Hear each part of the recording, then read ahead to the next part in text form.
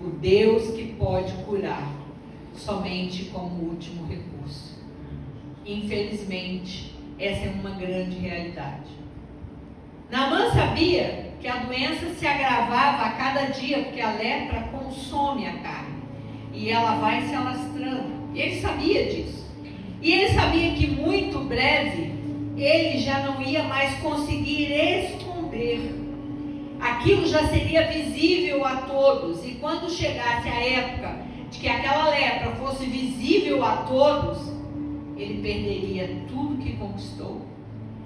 Ele seria afastado do convívio da sua família, porque todo leproso ele era afastado do convívio social, ele era levado para um lugar distante, um leprosário, uma tenda especial, um lugar especial, onde ficavam todos os leprosos, onde as famílias deixavam lá simplesmente para morrer, porque não havia como estar juntos e terem aquele contágio, porque eles eram considerados impuros, malditos, e eram colocados distante da sua família.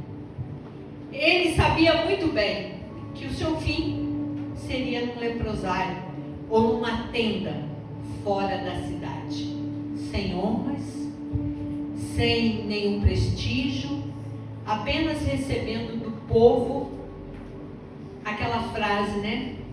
Coitado de Naamã. Como que Naamã chegou a um estágio desse? Nossa, a gente nunca ia imaginar ver Naamã leproso. Enfim, irmãos, como eu disse a vocês, chega uma hora que a pessoa quer milagre. Eu quero milagre, muitos aqui querem milagres. Queremos um milagre imediato. Naamã também queria um milagre imediato. Mas tem certas coisas que Deus primeiro quer um processo, para depois chegar ao milagre. Aqui agora eu quero colocar para vocês um pouco diferente do texto, um pouco diferente de tudo que a gente já ouviu. Eu quero agora colocar para mim e para a igreja 3 atitudes que podem atrasar ou dificultar o meu e o teu milagre. Primeiro, a autoconfiança de Naamã. Eu não preciso de ninguém. Eu estou acostumado a resolver problemas. Eu estou acostumado a resolver coisas muito mais difíceis. Então, eu me basto. Esse era o pensamento de Naamã. Ao invés de ir direto para Samaria, conforme o recado que ele recebeu da serva que estava na casa dele, que havia um profeta em Samaria, um homem de Deus, ele foi ao rei, ele foi pedir cartas. Por quê? Porque ele queria ser recebido com honras reais. Ele queria que o profeta chegasse, tocasse a trombeta, fizesse algo de diferente, algo que estava ao nível daquele grande general. Ele confiava muito na sua experiência de vida, experiência como general. Tinha uma estratégia para toda situação. Tudo ele conseguia resolver. Agora, a segunda atitude: criar falsas expectativas. Assim fez Naamã. Eu preciso de um milagre, mas eu até já sei como vai acontecer. Eu sei que eu vou encontrar o profeta vai me receber na porta, vai botar um tapete vermelho para mim, ele vai se curvar diante de mim. Afinal de contas, eu sou o comandante do grande exército da Síria. Ele começou a criar expectativas de como seria aquele milagre, como havia um caminho nobre, excelente, para que ele recebesse o seu milagre. Naamã esperava algo grandioso, mas Deus já estava trabalhando em algo muito mais simples do que ele imaginava. As instruções do milagre estavam ali. O moço de Eliseu falou claramente: simplesmente mergulhar 7 vezes no Rio Jordão. Mas imagina como Naamã entenderia isso? Como? Tudo isso não estava nos planos de Naamã. Mergulhar 7 vezes no Jordão? Um rio que parecia pura lama? Imagina um grande general despido mergulhando 7 vezes num rio que mais parecia lama. Isso não estava nos seus planos. Isso não era estar no controle de tudo. Muito pelo contrário. Essa ordenança saiu do controle de Naamã. Terceira atitude: resistência em obedecer. Mesmo sem entender e aceitar, Naamã continuava resistindo em obedecer. A instrução foi clara. O caminho do milagre estava ali. Era só obedecer. Naamã não aceitou a instrução, afinal, nem deveria ser chamado de rio. Imagina, Jordão? Não conheço Jordão. Os rios que eu conheço são outros. São rios da minha terra, Farfar e Abana. São rios translúcidos de águas limpas. Ali sim eu posso me banhar. Mergulhar no Jordão era muita humilhação para um general como Naamã. Seria pedir demais para aquele homem. E olha que ele estava necessitado, porque a sua lepra estava avançando a cada dia. Ele resistiu em obedecer a sua serva. Essa foi a sua primeira resistência. Ele resistiu em obedecer a instrução do profeta, segunda resistência. E resistiu também em obedecer o conselho do seu soldado.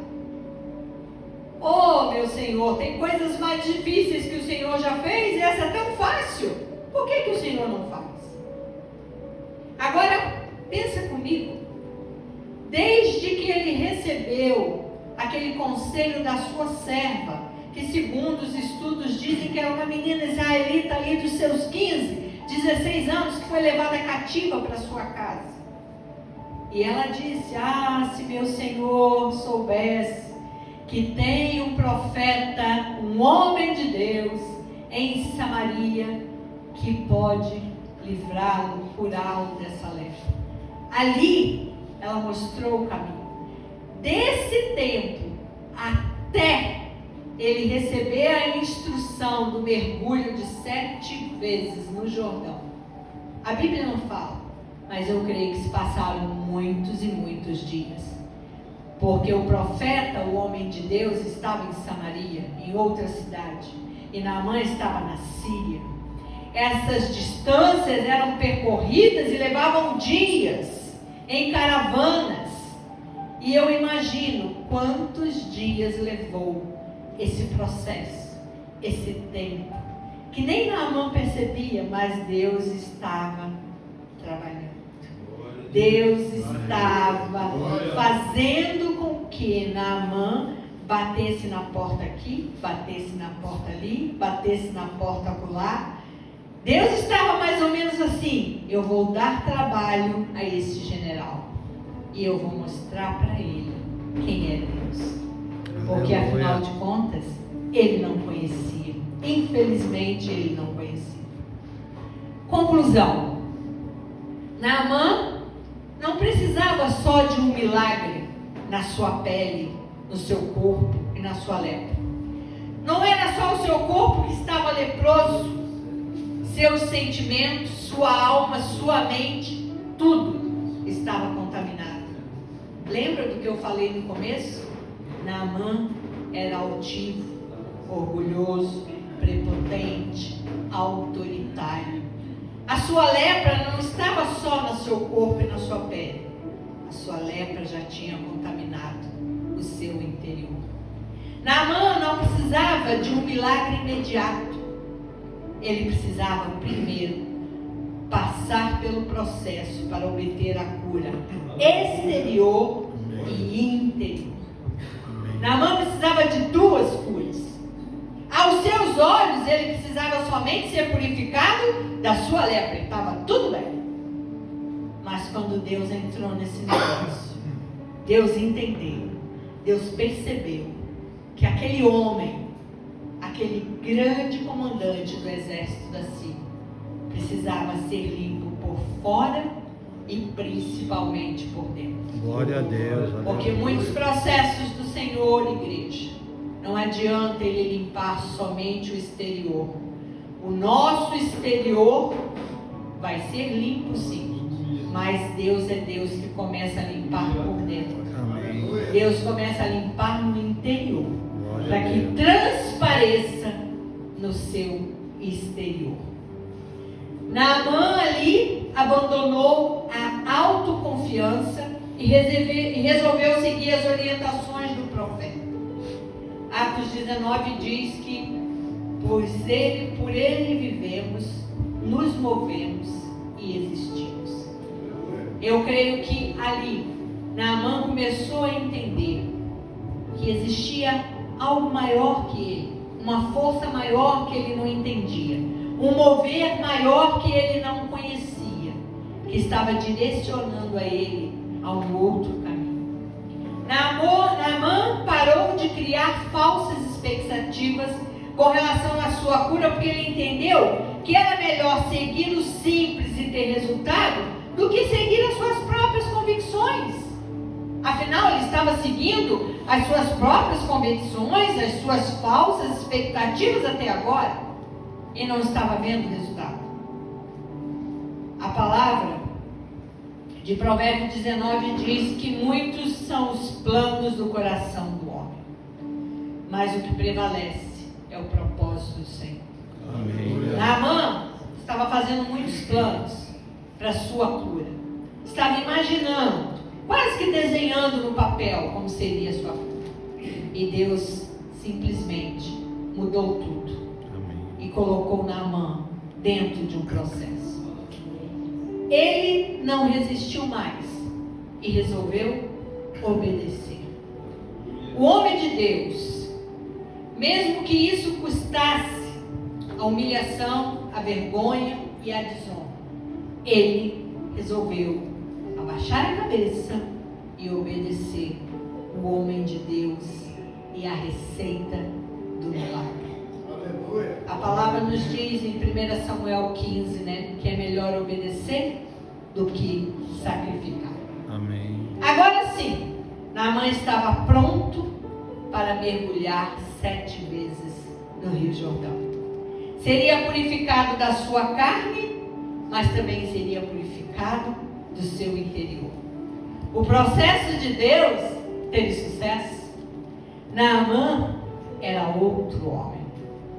Quando ele se levantou do 7º mergulho, ali não estava só limpa a sua pele, o seu corpo exterior, mas estava limpo a sua alma, os seus sentimentos, a sua mente, o seu espírito. Deus fez uma lavagem completa no interior de Naamã.